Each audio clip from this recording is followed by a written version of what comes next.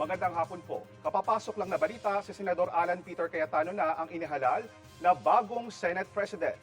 13 senador ang bumoto para kay Cayetano. Pinalitan ni Cayetano si dating Senate President Tito Soto. Nauna rito, nagmosyon si Senador Joel Villanueva na ibakante ang posisyon. Dinominate din ni Senador Panfilo Lacson si Senador Soto para muling maging Senate President. Pero nanaig pa rin sa botohan si Cayetano.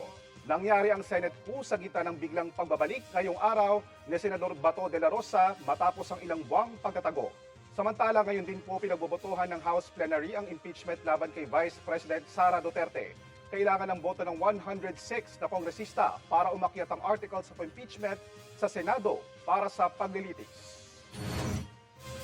Abangan ang iba pang detalye mamaya sa 24 oras saksi at GMA News Online.